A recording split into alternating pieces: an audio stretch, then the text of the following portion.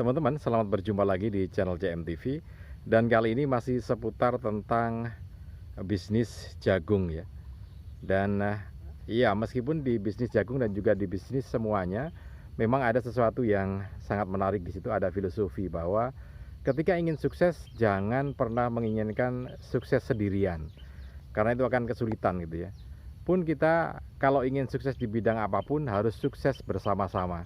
Itu yang diinginkan oleh Sang Maha Pencipta, juga diinginkan oleh lingkungan gitu ya. Jadi kalau kita sukses, jangan sampai kemudian kita ingin sukses sendirian. Nah, kali ini saya akan berbagi satu informasi tentang bisnis jagung, kemudian juga kesuksesannya jangan sukses sendirian tapi sukses bersama juga. Dan ini juga ternyata ilmu semacam ini juga dimanfaatkan dalam bidang bisnis yang lainnya. Oke, jadi ceritanya begini. Di di media intisari.com itu sempat diceritakan bahwa di satu daerah tertentu itu ada festival hasil panen jagung ya. Jadi setiap tahunnya itu ada atau digelar festival panen jagung.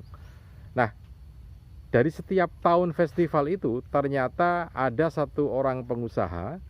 Jadi seorang pengusaha jagung atau petani jagung yang ternyata dia menjadi juara setiap tahunnya, menjadi juara festival hasil panen jagung itu ya.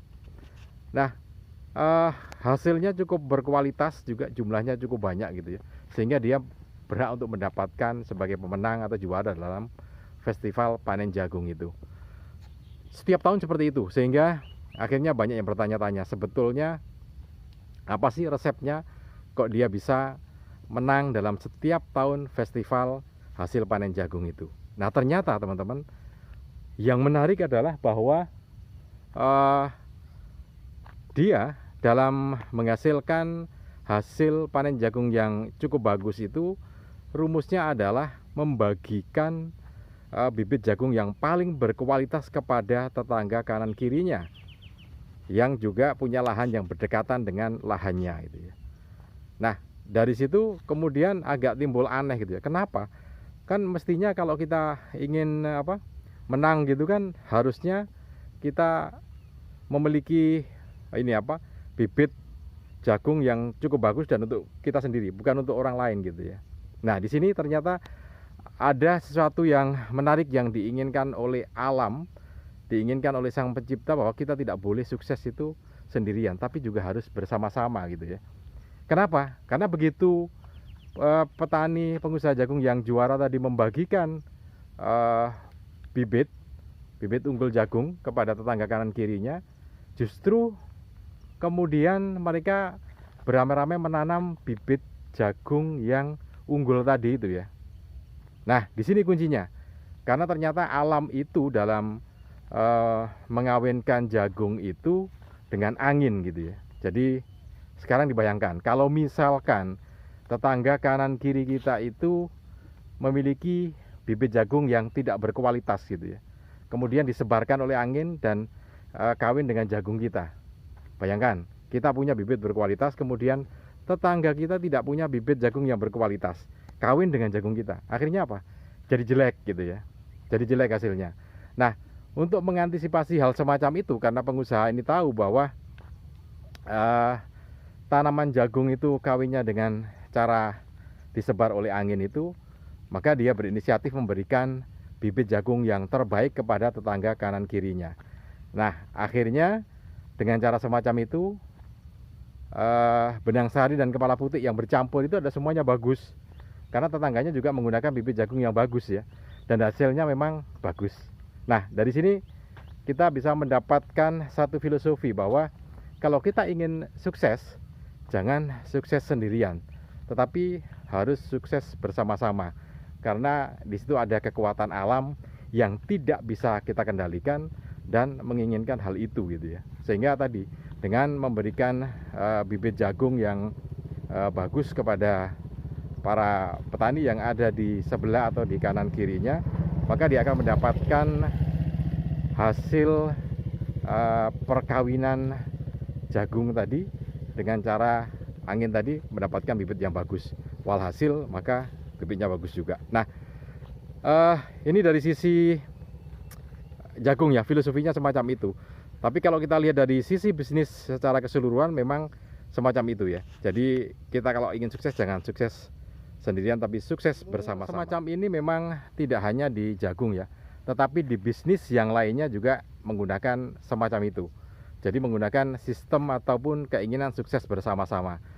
Kalau tadi barusan saya ceritakan tentang bagaimana sistem perkawinan jagung yang dikawinkan dengan angin gitu ya.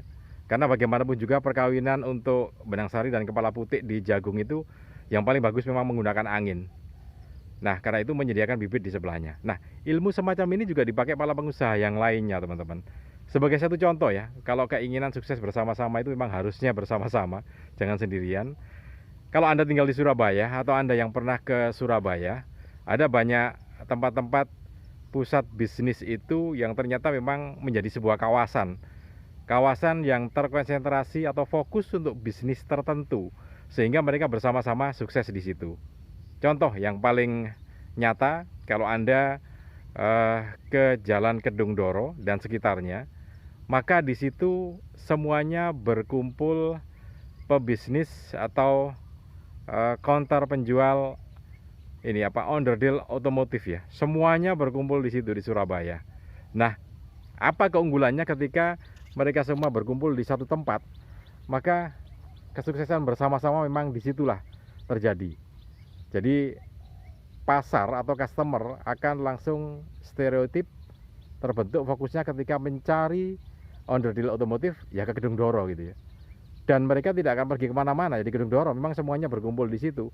Jadi kalau satu merek tertentu di toko A di Jalan Kedung Doro tidak didapatkan, maka biasanya para pedagang yang lainnya akan membantu gitu ya. Contoh yang paling nyata kalau di Kedung Doro, misalkan kita mencari onderdil mobil kita, katakanlah mobil dengan merek A gitu ya, di toko 1. Ternyata di situ tidak ada. Nah, biasanya karena hubungan yang sudah dekat, maka toko A karena tidak punya peralatan atau onderdil yang diinginkan customer, maka dia menjanjikan ada sebentar lagi di gudang masih diambilkan. Padahal dia mengambil dari toko yang lainnya. Nah, ini simbiosis mutualisme antara pebisnis yang satu dengan yang lain. Jadi di toko 1 tadi karena tidak memiliki stok barang, dia mengambil ke toko yang lainnya. Apa keuntungannya? Keuntungan yang pertama, customer tidak perlu repot-repot mencari ke sana kemari. Tetap duduk manis di situ, diambilkan ke toko yang lainnya. Dapat produk yang diinginkan. Toko 1 biasanya ya bisa mengambil laba sedikit gitu ya, atau tidak mengambil laba tetapi membantu toko yang lainnya, sehingga toko yang lainnya juga laku waktu itu gitu ya. Saling membantu, dan itu yang terjadi di Jalan Kedung Doro. Keuntungan yang lainnya untuk pembeli gitu ya, misalkan di toko 1 tidak ada, kemudian karena berbagai hal toko 1 tidak mau membantu, tidak bisa membantu, akhirnya si pembeli pindah ke toko yang lainnya. Pindahnya pun tidak terlalu jauh karena di sekitar situ, tetap di kompleks Jalan Kedung Doro itu. Nah, ini satu di antara contoh bahwa sukses bersama memang itu menjadi sesuatu kesuksesan yang lebih besar gitu dibandingkan dengan sukses sendiri, dan memang itu tidak diinginkan oleh alam gitu ya. Nah, contoh yang lainnya, kalau tadi tentang bisnis onderdil otomotif ya, masih di Surabaya. Kalau kita ke Jalan Kalasan, jadi di Jalan Kalasan sana itu berkumpul beragam kuliner ya, makanan dari ujung Jalan Kalasan yang paling selatan sampai yang paling utara. Di sisi kanan kiri semuanya menjual kuliner tradisional ya, masakan tradisional. Ya ayam goreng, ya soto Lamongan lah, sate dan segala macamnya. Nah, di situ menjadi kesuksesan bersama-sama karena bukan hanya satu pedagang makanan kuliner, tetapi cukup banyak di situ.